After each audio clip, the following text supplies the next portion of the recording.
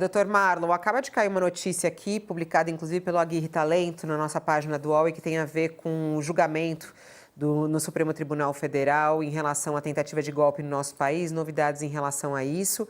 Mauro Cid, o ajudante de ordens de Bolsonaro, diz à Polícia Federal que a defesa de Bolsonaro cercou sua família para travar a delação.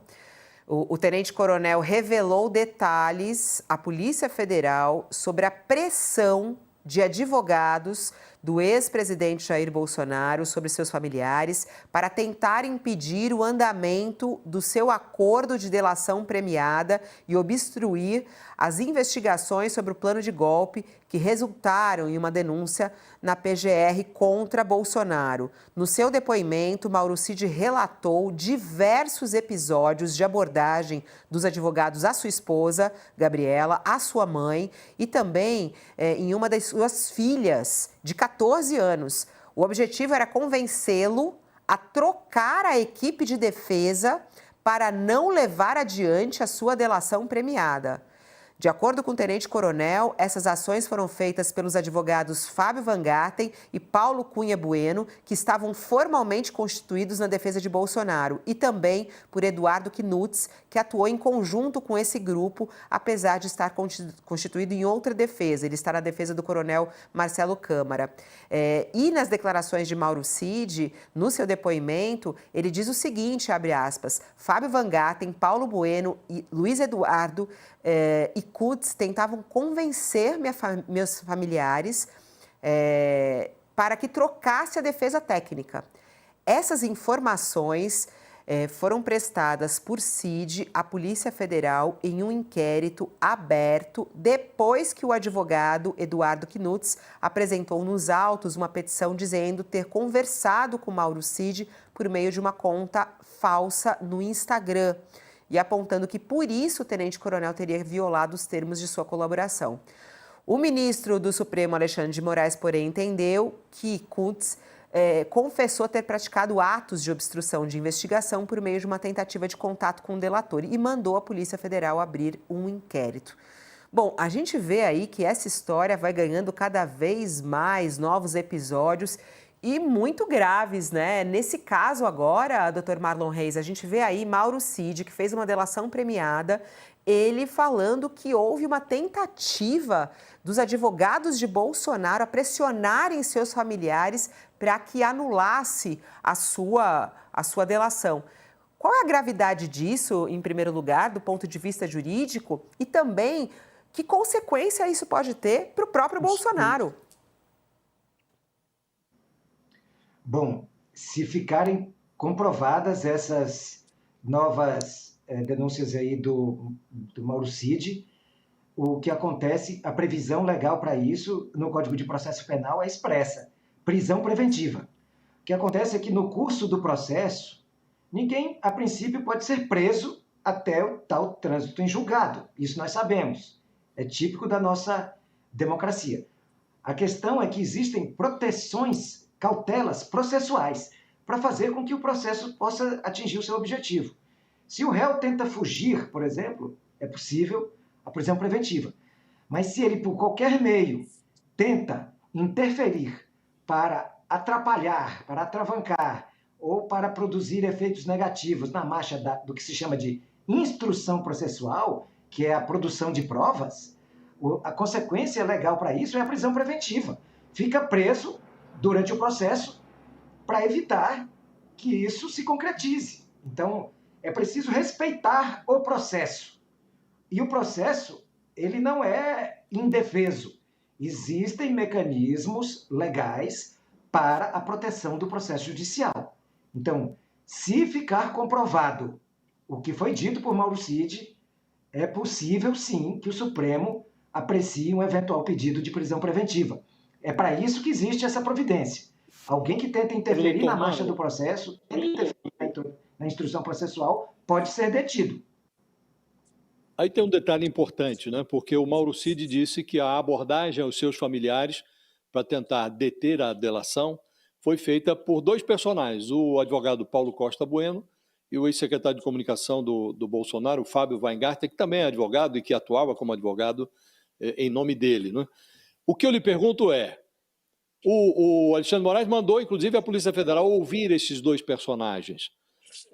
No caso de evoluirmos para uma prisão preventiva, a decretação ou o mandado de prisão alvejaria apenas esses personagens ou também o Bolsonaro, que é ou seria beneficiário de uma eventual obstrução. Nós estamos falando aqui de algo que já resultou na prisão do Braga Neto, foi preso preventivamente sob acusação de obstrução de justiça. Mais recentemente também foi em cana o coronel Marcelo Costa Câmara pela mesma razão. E quem tinha entrado em contato com o Mauro Cid não foi o coronel Marcelo Câmara, e sim o advogado dele. Mas o Alexandre de Moraes mandou prender o coronel. Pode-se obter aqui, a partir dessas revelações, a eventual prisão preventiva do Bolsonaro ou não? Para ele responder, a gente vai para o intervalo, mas ele responde isso no YouTube, canal do UOL no YouTube. A gente segue para lá.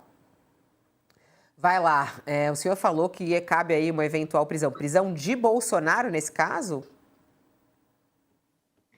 Exatamente, porque os advogados, o advogado ele age em nome de. Você constitui um advogado para atuar em sua defesa num processo criminal, como no caso, ele vai praticar atos em seu nome. Você outorga um mandato. Essa pessoa age em seu nome em busca dos seus interesses. Aí, isso vale só para uma petição feita? Não, para qualquer ato praticado como advogado em favor daquele réu. Mas podia ser que o advogado tivesse agido ao arrepio contra a vontade do réu que ele defendia. Aí compete a esse demonstrar isso. Ora, eu não o autorizei, pelo contrário, quando soube, repeli imediatamente, desconstituí o mandato desse advogado, porque não me serve como patrono, nomeei outro advogado para me defender no processo. Com gestos concretos, o réu demonstra que não tinha conhecimento e que esse ato se deu à sua revelia contra a sua vontade. Então, isso tudo precisa ser apurado, precisa ser visto, porque, sim, o ato praticado pelo advogado é um ato do próprio réu, a não ser que ele prove que houve desrespeito ao mandato outorgado, que houve atividade prestada, atitude tomada contra a vontade do outorgante daquele mandato. Então, sim, pode-se chegar ao Bolsonaro, além de eventuais consequências para os próprios advogados. Veja bem, eu não quero ser aqui leviano de dizer que isso aconteceu e que deve haver punições aí, responsabilizações ético-disciplinares ou até criminais contra quem quer que seja. Mas se isso ficar comprovado, a lei tem prevê diversos desdobramentos gravíssimos para isso. Mas essa decretação pode acontecer, doutor Marlon, a qualquer momento pelo próprio Alexandre de Moraes, ou ela tem que ser provocada de alguma maneira? Ela pode ser de ofício, sim, na medida que já estiverem nos autos elementos que demonstrem eventual tentativa de obstrução da justiça, já basta para que seja tomada a decisão. A prisão preventiva ela pode ser tomada por requerimento do Ministério Público ou de ofício, ou seja, independentemente de outra provocação externa. É isso, nossa, muito forte aqui a declaração. Ô, Josias, só segura um pouquinho, a gente está retornando agora aqui para quem está conosco na TV. Acho que já voltamos, né? Já voltamos com quem estava na TV também. Agora estamos todos aqui. Vamos... Não, ainda não voltamos. Estamos voltando ainda, Josias. 5, 4, 3, 2, 1. A gente faz a contagem ao vivo aqui, é isso. Estamos de volta para quem está conosco na TV e também pelo YouTube. Temos mais 2 minutinhos de programa. Vai lá, Josias. Então, rapidamente, essa imposição de prisão preventiva, o Braga Neto foi preso preventivamente, está numa unidade militar.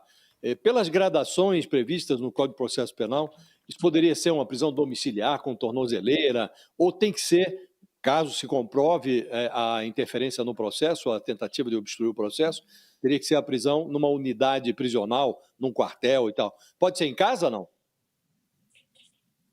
Não, a princípio não.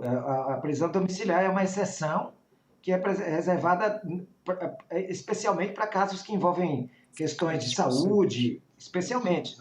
As prisões elas se dão em prisões oficiais. Estamos falando de um ex-presidente da República, que certamente seria preso, caso isso acontecesse, numa unidade de maior segurança, como um quartel, por exemplo. Não há problema nenhum. Há uma cautela a ser tomada. A prisão comum acontece para qualquer um, inclusive para generais ou quem quer que seja, ou ex-presidentes, em caso de uma sentença condenatória transitada em julgado. Não existe prisão especial após o trânsito em julgado. Aí iria para uma prisão comum, como uma penitenciária como a Papuda ou outra do gênero. Mas durante a marcha processual, a cautela determina que se assegure uma prisão num ambiente de maior segurança, como, por exemplo, uma sala do Estado-Maior das Forças Armadas ou algo congênero.